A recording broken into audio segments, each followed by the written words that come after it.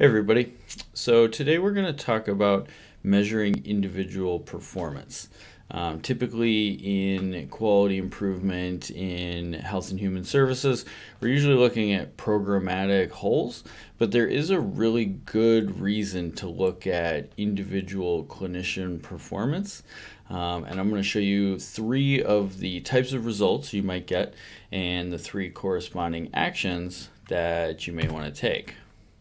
Okay, so the first thing that we're going to look at, let's take a look at this graph. There's an average, forget whatever it is, there's an average of 4.6, and that's made up of our 5 clinicians. Okay, whatever it is we're trying to do, we're doing 4.6 worth of it.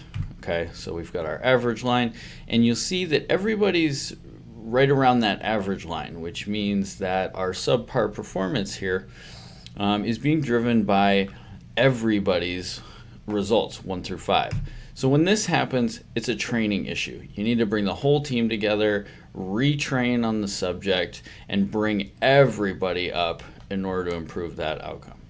Okay, next, take a look at this. We have the same average, 4.6, but look at our graph. We have clinician number 1 vastly outperforming clinicians 2 through 5.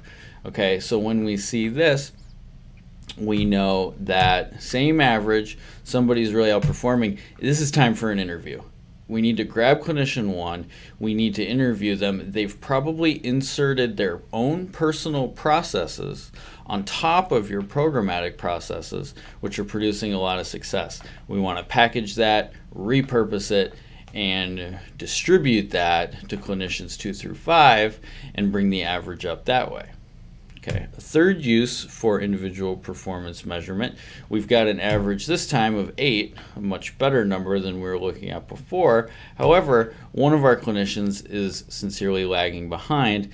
This is when you have a supervision issue. It's time to take a look at clinician 5, figure out what about the process are they not getting so that we can do an individual type intervention. So when you're looking at things like averages especially, look at those individual performers and how they're contributing to the average, because in this case, average is good, but we have an opportunity to make it better. The previous graphs, average wasn't good, but we need to understand what the proper quality improvement intervention is. If it's training or if it's some other form of intervention that we're going to look at.